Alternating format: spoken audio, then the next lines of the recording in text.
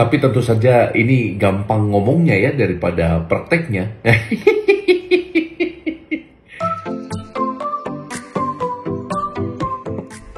Sahabat Fresh Juice, sesaat lagi kita akan mendengarkan Fresh Juice Sabtu 24 Mei 2025 bersama Romo Albertus Joni SCJ atau Romo Koko yang saat ini berada di Banyuwangi. Selamat mendengarkan.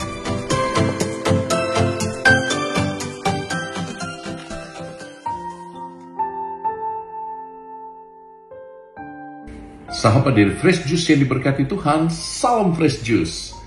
Saya Romo Koko menyapa Anda dari Kabupaten Banyuwangi, tempat saya merekam video ini. Dan saya ingin mengingatkan Anda untuk bersuka cita, karena sabda Tuhan yang akan kita dengarkan hari ini sungguh akan menguatkan iman kita. Maka tenangkan batinmu, mintalah rahmat Tuhan supaya aku dan engkau sungguh berakar di dalam sabdanya yang menghidupkan. Inilah Injil Yesus Kristus menurut Yohanes bab 15 ayat 18 sampai 21. Dalam amanat perpisahannya, Yesus berkata kepada para muridnya, "Jikalau dunia membenci kamu, ingatlah bahwa ia telah lebih dahulu membenci aku. Sekiranya kamu dari dunia, tentulah dunia mengasihi kamu sebagai miliknya. Tetapi karena kamu bukan dari dunia, sebab aku telah memilih kamu dari dunia, maka dunia membenci kamu. Ingatlah apa yang telah kukatakan kepadamu. Seorang hamba tidaklah lebih tinggi daripada tuannya. Jikalau mereka telah menganiaya aku, mereka juga akan menganiaya kamu. Jikalau mereka telah menuruti firman-Ku, mereka juga akan menaati perkataanmu. Tetapi semuanya itu akan mereka lakukan terhadap kamu karena nama-Ku, sebab mereka tidak mengenal Dia yang telah mengutus Aku." Demikianlah sabda Tuhan. Terpujilah Kristus. Sahabat Daily Fresh Juice yang diberkati Tuhan, salam Fresh Juice. Sadar nggak, kita ini seringkali melakukan tindakan-tindakan yang tidak sesuai dengan kehendak Tuhan hanya karena kita ingin menyenangkan orang lain. Kita menjadi people pleasers. Kita menjadi orang-orang yang kebahagiaannya ditentukan oleh validasi, pujian dari orang lain, penerimaan dari orang lain, dan kita tidak berfokus pada apa yang penting. Teman-teman yang diberkati Tuhan, Romo kasih tahu ya, hampir mustahil kita itu bisa menggembirakan semua orang. Hampir mustahil rasanya kita bisa menyenangkan hati semua orang di sekitar kita. Ada joke yang lucu itu. Seorang suami yang ganteng tetapi malas bekerja itu dibenci oleh mertua.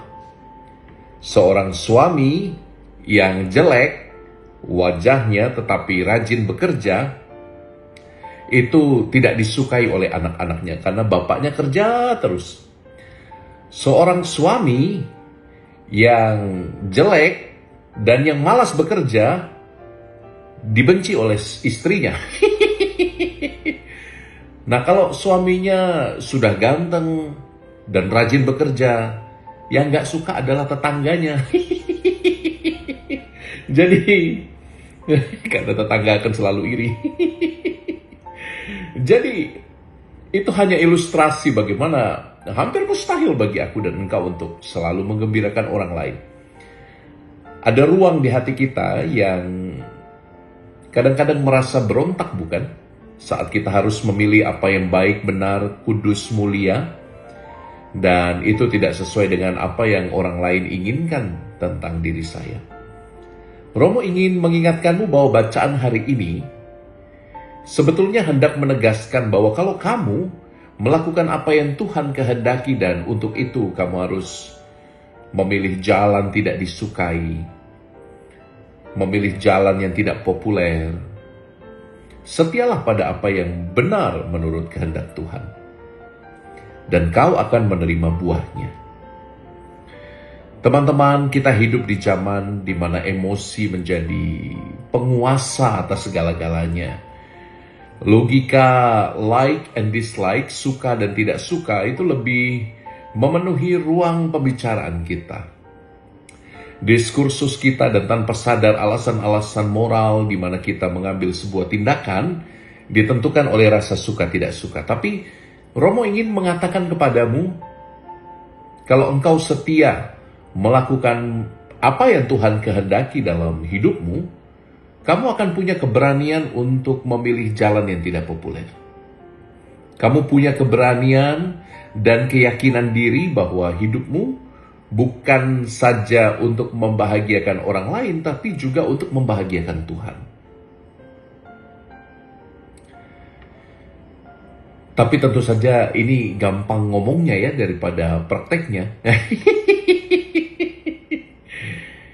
Karena butuh keberanian. Ada satu buku yang keren banget dari penulis Jepang yang cukup terkenal. Judulnya The Courage to be Disliked, keberanian untuk tidak disukai. Dia mengatakan orang-orang kadang membuat pilihan berdasarkan pelajaran dari masa lalunya. Tapi juga orang tanpa sadar membuat pilihan karena ada sesuatu di depan yang mau dicapai. Kalau sesuatu datang dari masa lalu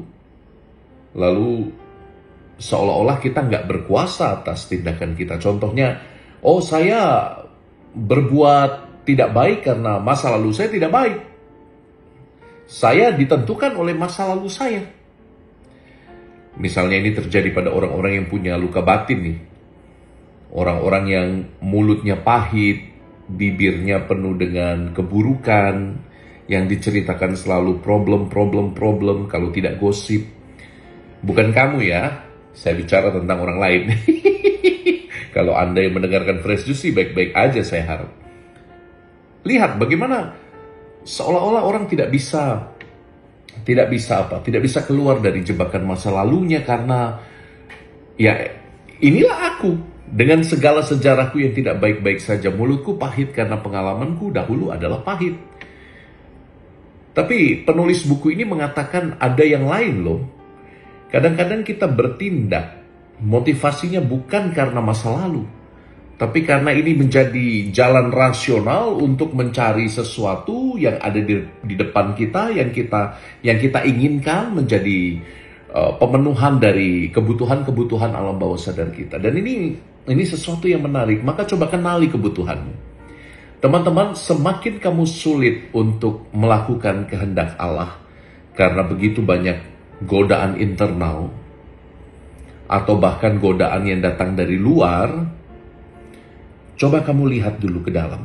Kamu ambil momen teduh. Kamu ambil pause sebentar, ambil break sebentar untuk meneliti kembali apa yang menjadi kebutuhan pribadimu. Biasanya orang-orang yang suka tergoda untuk menggembirakan hati orang lain, menyenangkan hati orang lain, people's pleaser, itu menjadi orang yang punya kebutuhan untuk diakui, dihargai, dilihat. Romo tidak ingin engkau hanya berhenti di level superficial itu. You harus pergi keluar, pergi ke tempat yang lebih dalam. You harus pergi ke relasi yang intim dengan Yesus dan mengatakan, oke, di dalam Yesus aku melihat kesejatian hidupku. Di dalam Yesus aku dengan objektif bisa menilai apa yang kulakukan adalah baik, indah, kudus, mulia, benar. Dan di dalam Yesus aku mengambil keputusan ini. Jadi praktisnya, tiap kali kamu bingung dengan apa yang harus diambil dalam hidupmu, keputusan apa, langkah apa berikutnya, libatkan Tuhan senantiasa. Karena dari cinta pada Yesus, lahirlah keputusan-keputusan yang bijaksana, walaupun tidak populer. Semoga Tuhan memberkatimu, Semoga Tuhan membimbingmu melangkah untuk melakukan apa yang Dia kehendaki dan bukan apa yang menyenangkan bagi orang lain. Semoga engkau menemukan kesejatian hidupmu. Semoga engkau berani untuk tidak disukai, karena kekudusan Allah tinggal padamu.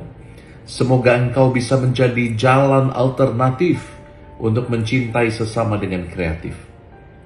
Tuhan memberkatimu dalam nama Bapa dan Putra dan Roh Kudus. Amin. Tuhan sayang padamu. Bye. Sahabat Fresh Juice, kita baru saja mendengarkan Fresh Juice Sabtu 24 Mei 2025. Saya Yofi Setiawan beserta segenap tim Fresh Juice mengucapkan terima kasih kepada Romo Koko untuk renungannya pada hari ini. Sampai berjumpa kembali dalam Fresh Juice edisi selanjutnya. Tetap semangat, jaga kesehatan, dan salam Fresh Juice.